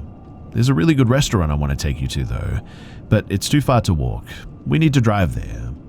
"Sorry, I'm not really interested in going somewhere. I need to stay here and make some money tonight." "I thought you were hungry, though. Come on, let me buy you dinner." Me, starting to get frustrated. "No, look, I told you I'm not actually that hungry. If you want to tip me with something other than cash, a slice of pizza from the place across the street or a soda or a cigarette or something, that I'm fine with, but I'm not leaving this spot, okay?" "No, I'm not going to buy you a slice of pizza. If you want dinner, you need to come with me." At this point, tons of people were walking past us, and I was getting really annoyed at him for keeping me from playing music. "Well, I'm not going anywhere, and I need to make some money tonight, so I'm done talking about this." At that point, I started playing my guitar to show him that I was done with this conversation. I probably should have been more concerned by this point, but I was honestly just a little bit ticked off. It wasn't that uncommon for men who saw me street performing to offer me food or shelter in exchange for sex, so I kind of assumed that that's what he was after at this point. And for about the next hour, I focused on just playing music and chatting with people, and it was actually a pretty productive night in the end. I had almost forgotten about the creepy dude until he got out of his car and leaned against the door, still staring at me. At this point, it's almost 11 p.m. and it dawned on me that he had been there for over 2 hours. That was certainly when the alarm bells finally started going off in my head. I had a hard time focusing on the music after that because he was just sort of standing there, staring at me, and the longer that it lasted, the more I felt like he had something more nefarious than just trying to bribe a young homeless woman to sleep with him in mind. At about 11:30, I realized that I needed to do something sooner rather than later. It was pretty much peak bar hour, but the streets were going to become less crowded eventually, and I was going to need to walk home at some point. I certainly didn't want to risk him following me. Now, When I'm street performing, I'm in friendly mode and I'm not the most intimidating looking girl in general, so I don't think that he was expecting me to confront him directly, but when I feel threatened, I tend to get pretty mad pretty quickly. Figuring that I had plenty of witnesses, I walked right up to the guy, angry as heck by this point. "Look, why are you staring at me?" Taken aback, he says, "What? You've been staring at me for 3 hours now. Do you just like making younger women uncomfortable?" I was mad, talking progressively faster and louder, and it was very clear that this wasn't going the way that he expected it to. No, I just want to buy you dinner."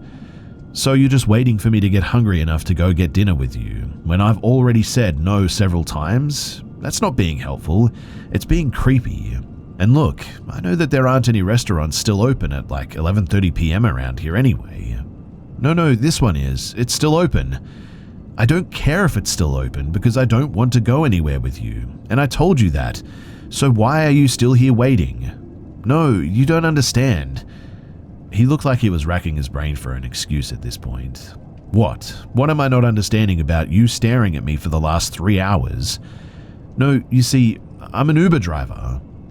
Of all the stupid excuses that he could have picked, this was possibly the dumbest. Me pretending to understand. "Oh, okay, I get it. You've been waiting all this time for someone who ordered an Uber." Yeah, that's it." Me dropping the act. "And you were just going to leave them waiting while you took me to a restaurant then?" What happened next freaked me out more than anything else that night, because as soon as I blew a hole through this guy's story, it was suddenly like he took off a mask. His smile disappeared, and his voice was deadly serious as he climbed back into his car and said to me, "Okay, you'll never see my face again." And he drove off, fast. I just stood there in shock. And look, I'd had plenty of creepy encounters while street performing, but not like this one. It was impossible to convince myself that he was going to do anything besides abduct me. I was done after that too. I decided to order an actual Uber home instead of walking, which cost about half of what I'd made in the tips that night. And in the back of that Uber, counting my cash, I realized then that it was time to retire. The small amount of money that I made during the daytime was not worth the effort, and the decent money that I made at night was definitely not worth the risk anymore. I've since moved on to a new side hustle and also developed agoraphobia, diagnosed by the way, because of this and other incidents like it. I hate leaving the house alone, and I order most of my groceries and household supplies through DoorDash now, and I have a job that's only 3 blocks away from my apartment. Still though, on my walks to and from work, I find myself constantly checking my surroundings, using the reflection in the storefront windows to make sure that I'm not being followed. Honestly too, I really hope that this creepy guy in the SUV keeps his promise and that I never see his face again.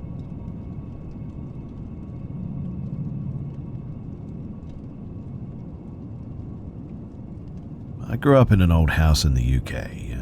My family home is a 4-story terrace, just over 250 years old, situated on a busy street.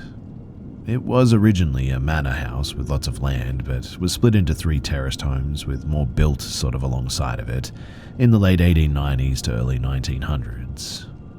There were 2 cellars, basement rooms, 2 living rooms on the ground floor, and the kitchen. The first floor had the bathroom, my parents' bedroom, and my brother's bedroom, and the second floor was my bedroom or living space. Now, I have experiences there from being very young that I may share in the future, but for now I'll focus on some experiences that happened in my family home from me being around 15 to 16 to my early 20s. When I was around 15 to 16, I was up in my bedroom reading. It was a Saturday afternoon and I lived with my parents obviously, my younger brother, 2 years younger, and our dog.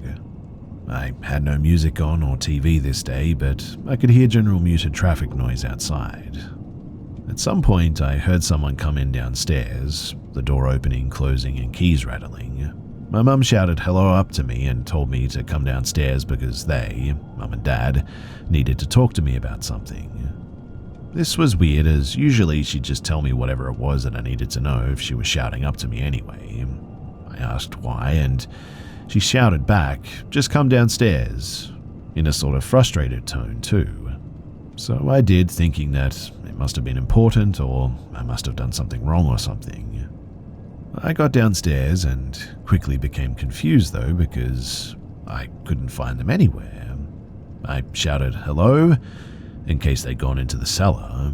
This wouldn't be normal either, but nobody responded and I was confused trying to work out where they might have gone.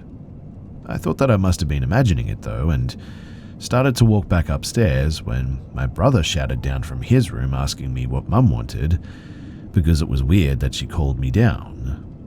I replied to him saying, "Did you hear her too?" Obviously I assumed that he must have, but I was just a bit weirded out because this meant that he'd heard her too, but I was sure that there was nobody there and I was second guessing myself, I guess.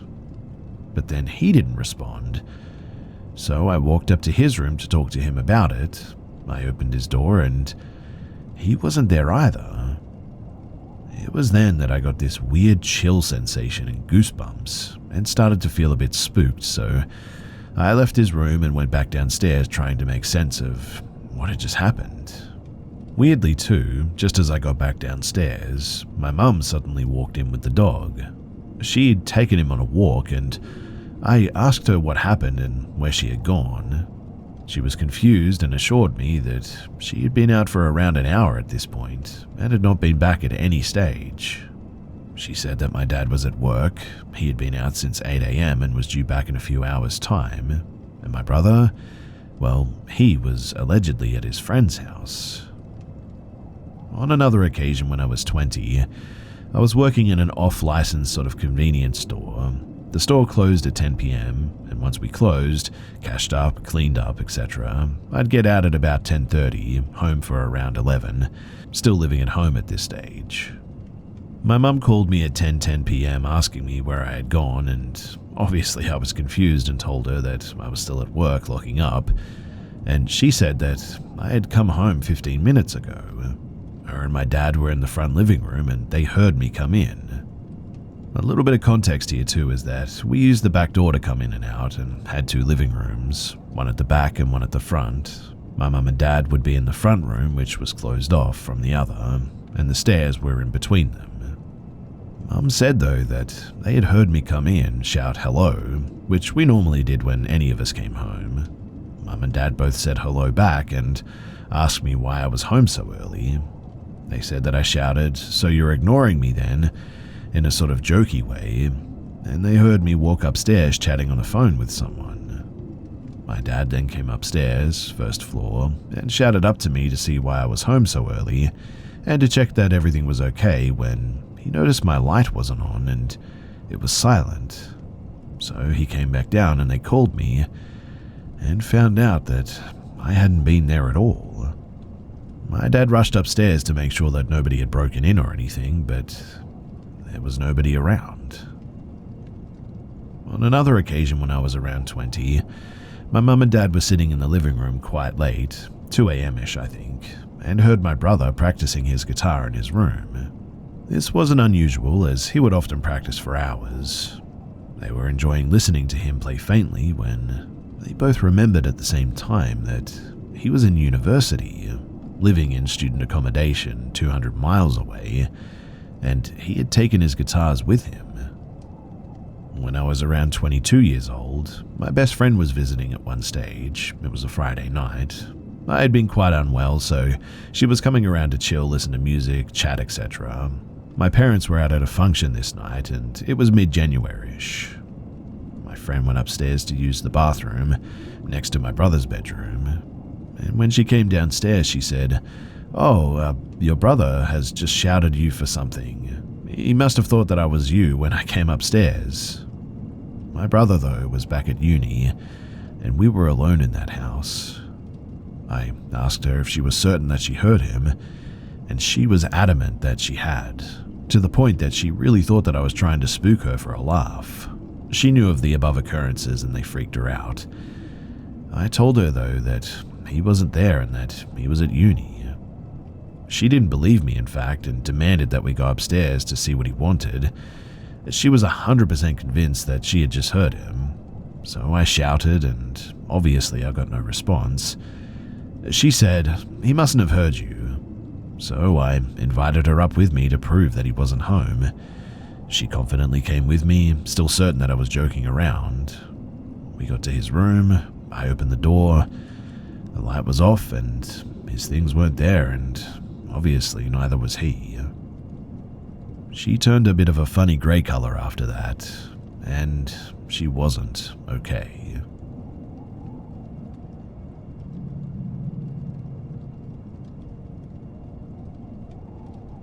If you're familiar with the Denver area, I lived in the Clayton neighborhood on York. As with all millennials, the rental market crippled me and I had to find a place with charm, aka a 1920s brick duplex with 1970s updates in the year of our Lord 2022. But as a recently divorced man with 50-50 custody, my bank account dictated my residence. To give you a sense of the space, it was a shotgun-adjacent style home, 900 square feet, upstairs, with an unfinished basement that was really only used for laundry and housing spiders. My daughter and I had rooms on either end of the 10-foot narrow hallway, with the world's smallest full bathroom splitting the distance. For the first few months, it was just an old house on a busy street. Fire trucks, ambulances, and cop cars flew down the street each night. So much so that I had to get blackout curtains or my room would legitimately look like a knockoff disco of flashing lights. My daughter was 5 at the time and she had a hard time adjusting to living in 2 houses. She would frequently climb into bed halfway through the night because something had woken her up and she was scared. I would feel her crawl in and over me routinely, hands, elbows, and knees, feet even, all haphazardly crawling all over me. Now one night, around 2 in the morning, I felt her, but this time not crawling into the bed but crawling out. I felt her tug my shirt, pulling me to the side to crawl out of the door, and I don't know why the change in direction woke me up, but it gave me an uneasy feeling, so I rolled over to grab her so she wouldn't fall off the bed. I murmured something like, "Kiddo, do you need to go to the bathroom?" But as I turned to grab her, I felt nothing. My arms folded into each other and my eyes shot open instantly, thinking that she tumbled off the bed. As I sat up groggily, I saw her standing in the doorway, but that was when I realized that it wasn't her. I can still remember the face, close to my daughter's age, a slight smirk, innocent and playful. She wore a yellow sundress with white flowers. She's burned into my memory, but not in a frightening way, I suppose. I turned to look at my daughter, passed out cold, snoring on the other side. When I quickly snapped my head back to where the little girl was standing, whoever she was gone. I've told that story a million times, and it wasn't the last experience that I had there, and the little girl certainly wasn't the only person that I saw. Now, for some time, it was unsettling thinking about the little girl. I hated scary movies. The jump scenes always made me flinch, but seeing her that night was different. There was no smash cut to a twisted face, no loud sound, just a little girl standing there looking at me with a soft smile. If anything, it felt like a roommate messing with me maybe. I felt her, I felt my shirt being tugged. I felt the weight on my chest, which means that it wasn't a dream. It was a physical experience. Honestly, I felt like I was losing my mind for some time after that. I hadn't told anyone yet. There wasn't a way that I could share it and not make it sound like I was just dreaming. And honestly, I had started to convince myself that it probably was just a dream. Unfortunately, or I don't know, perhaps fortunately, the next day would make it much harder to convince myself that I was dreaming. So if you know anything about rec hockey, then you know it's hard to find open sheets of ice. My beer league games mostly started at 9 or later. I had leaned into playing, and as a single dad, needed help with my daughter on the late weeknights. My mum offered to come over and watch her while I played, which was a nice break from the week and a good way to distract me from the night before as well. When I got home at around 11, my mum was in the living room reading a book. She walked over to me and almost hugged me until this stink of the hockey gear caught up to her. I still remember her looking at me and saying, "So it was kind of a weird night." I put my keys on the table and asked her what she meant, and she said, "Well, your electric razor turned on in the bathroom a few times." I chalked it up to just a weird coincidence, but then she said, "And I kept getting up to check on Lou. It was weird because I thought I was hearing her run up and down the hallway, and I could have sworn that I heard her giggle, but every time that I got up to check on her, the door was closed and she was asleep." It was real. She experienced it. I didn't tell her about that night too. Honestly, I didn't want to admit it to myself because it meant the night before, the little girl, that it was all real, and that she wanted to play or something. Anyway, I've since moved in with my girlfriend in a house that feels quiet and calm. Sitting outside now, it's a lot easier to process through everything, but after the experiences I had with seeing the girl and my mum telling me that she had heard the little girl running up and down the hallway, laughing and trying to get her attention, the house felt open to more activity at the time. The summer in Denver is warmer than most people think, and this house had no air conditioning. Even with fans, it was easy to climb up to 80 inside with even the best fan setup. This was honestly my first step for my debunking too, because I thought that I was having some type of, like fever or heat-induced experience. I bought several swamp cooler style fans, and while I felt comfortable temp-wise, it definitely didn't help. My next thought was carbon monoxide or black mold or something. I became obsessed with trying to find out why I was hearing, seeing, and feeling things, but in the end, I couldn't find an answer and nothing helped. That summer too was a cluster of experiences. I can't recall each one in order because it was easily weekly, sometimes almost a daily feeling in fact. The main feeling though was what I could only describe as, like static energy. I tried to explain it to people like standing next to one of those electrical towers. It wasn't audible, but I could feel it walking in the hallway, in my bedroom and the kitchen steps down to the basement. Like for instance, the basement steps, they were old and creaky, and initially I would think that it was the house settling, and to a degree it probably was the case. However, there were two very specific instances that it was not the case. One night I was brushing my teeth and I heard my cat's ping pong ball bouncing in the kitchen and down the steps. This happened 3 times.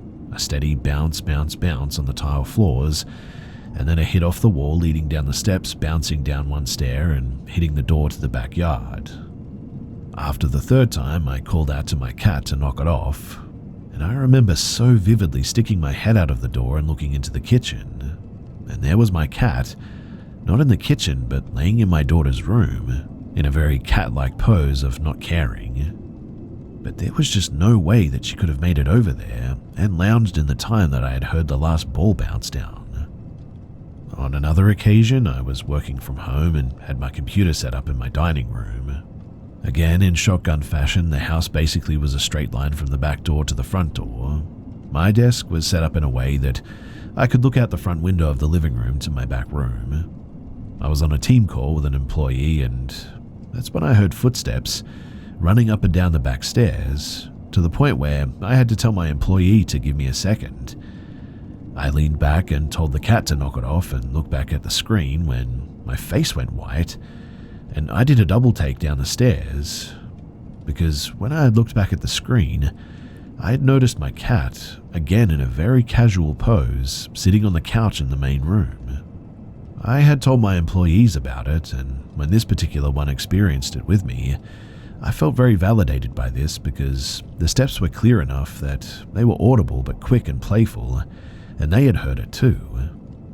And if it wasn't a cat, then it was something small and curious, and I really don't know how to explain it. Now, this next one is hard to describe, but I'll try.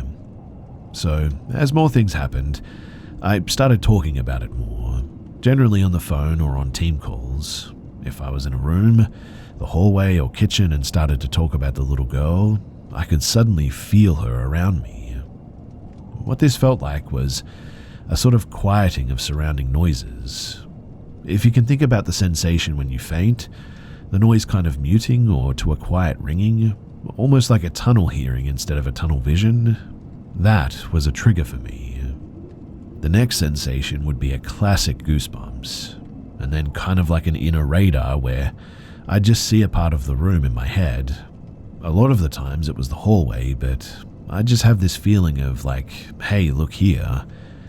All three of those would intensify, and I would have to intentionally say no and walk away to sort of break it off. Honestly, I don't think that I'm doing it justice to just how constant the feelings and the little sounds were in this place. I only slept with headphones there. Nothing ever felt evil, I guess, but I just couldn't keep up with the constant movement and energy.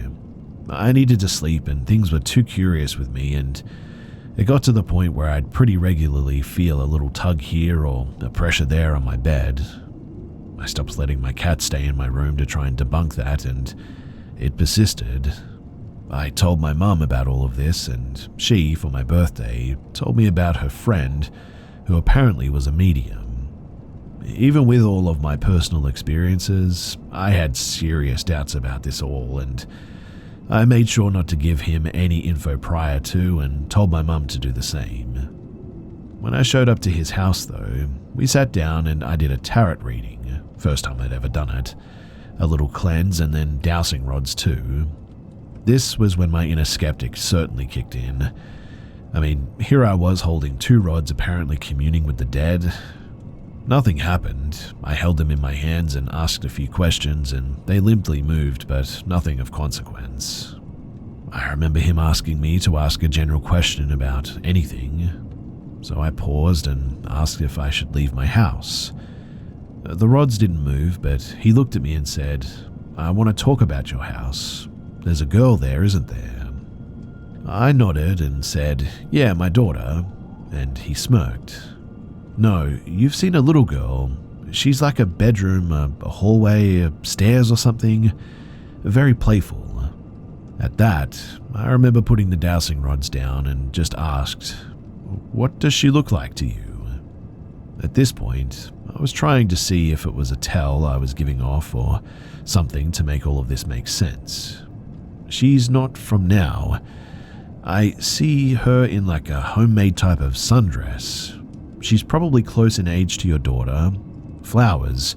I see flowers."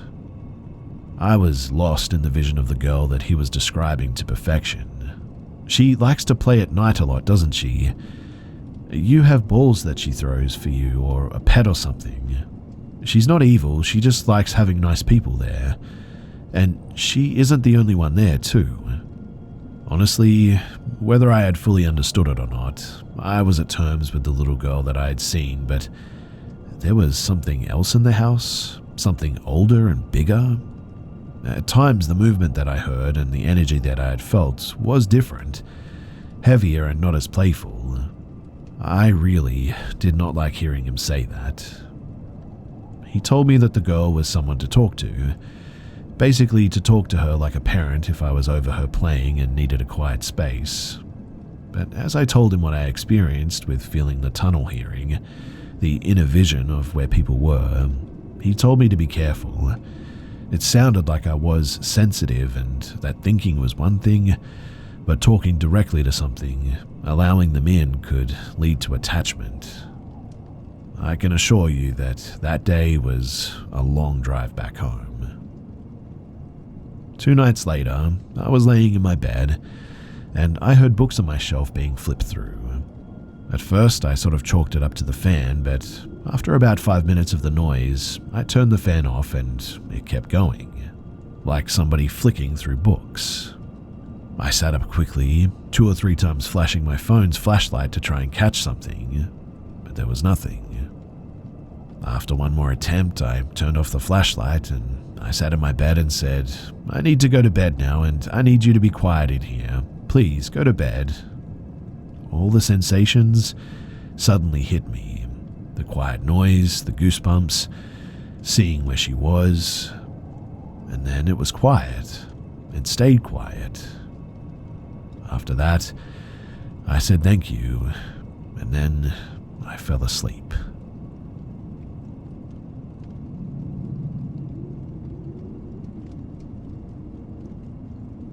This took place about 10 years ago. So, there I was in my beat-up Jeep Wrangler, rolling home from my girlfriend's house at about 2 a.m.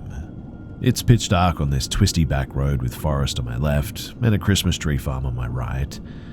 The road is pretty narrow and has very little shoulder, but not much bank either, just gravel and grass really. I'm going way faster than I should be when I come around the next bend and there's a grey Camaro with black racing stripes. Looks like maybe an SS from the 70s, but it's hard to say. Parked completely sideways, blocking nearly the full width of the road, headlights shining into the tree farm. And there's this guy, leather jacket and jeans, slicked back salt and pepper hair, leaned back casually on the side of the car smoking a cigarette. I slammed my brakes and managed to bring it to a slow roll. I'm too trusting of a person, so I think, oh wow, must be having some car trouble. I'll roll my window down and pull up to see if he needs help. Before I can even start rolling my window down, this dude tosses his cigarette to the ground and full-on starts walking at me. Not along the side of the road or toward my driving side conversationally, but straight into my headlights, straight at my still-moving Wrangler in fact, and he looks furious. So at this point, I'm like, alright, forget this. He's either angry for how fast I was going, or a plainclothes cop, or something like that. So I gun it, and yank the wheel over, jumping off into the grass on the side of the road, whip around the tail of his car, and I distinctly recall, for some reason, the taillights feeling extremely bright as I passed. This angry red just sort of filling my vision, and lighting the whole cabin of my Wrangler up.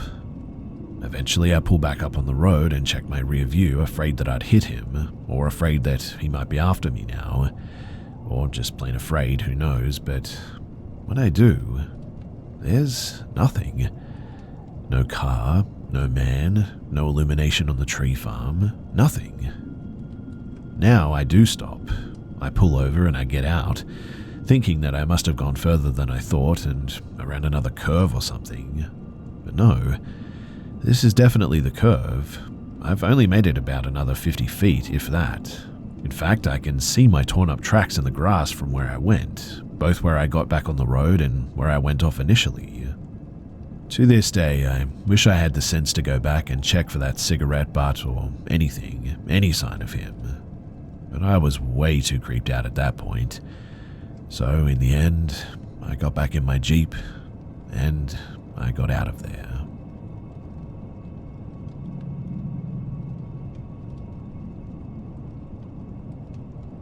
So I work at a bar that has a back alley that then leads into a small secluded parking lot.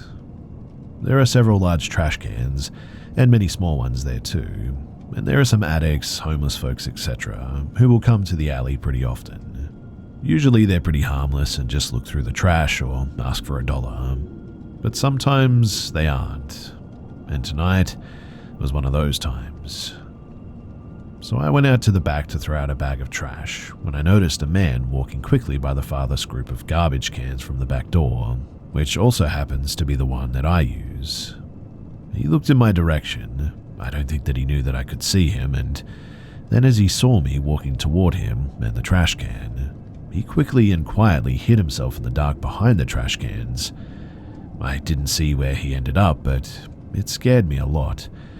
I mean, I was the only one around, and I knew that he was hiding there because I would have seen him walk past if not, and it was the only way to go, so really, he was hiding there waiting for me to do, well, I don't want to think about that. I left my bag of trash right there where it was, and I immediately walked back inside. I hope that he left soon after I went back in because I would hate to see somebody get hurt.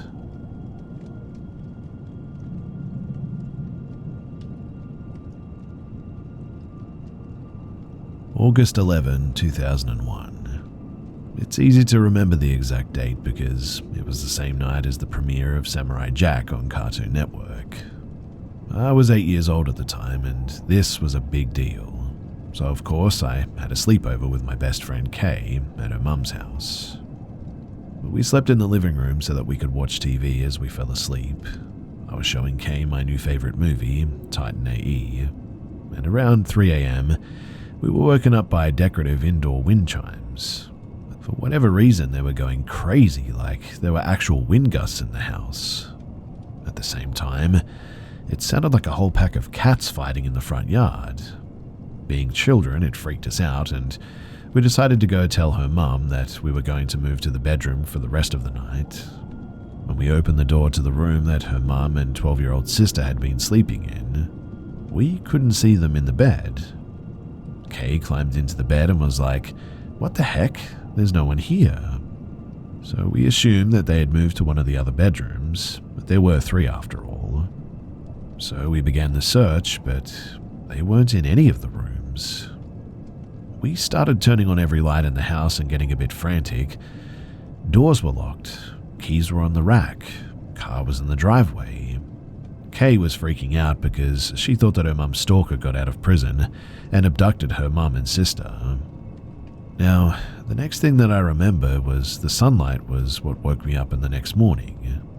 We were back on the living room floor as if we had never gotten up, with no memory of going back to sleep. But the weirdest thing is that we both recalled vividly looking for her mum and sister. So, naturally, we interrogated them the second that we saw them. Luckily, my bestie's mum is pretty open-minded and she actually believed that we weren't making it up, and that was pretty strange as well. Her mother, to this day, continues to recall the details of that day, but unfortunately my friend has somehow completely forgotten that it happened. I usually get a bit of a dismissive reaction when I share this story. My husband believes that it was a dream or sleep paralysis, which I have no problem considering, but I mean, come on, it's not that. I do wonder how Kay would forget something that we used to talk about obsessively as we got older. Others have suggested that I ask her mum and sister if they still remember our story. I will soon, but they're dealing with something at the moment, and it would be a bit inappropriate to bother them with this at this stage. But like I said, the last time that I talked to her, she recalled it, and she remembers that night in detail.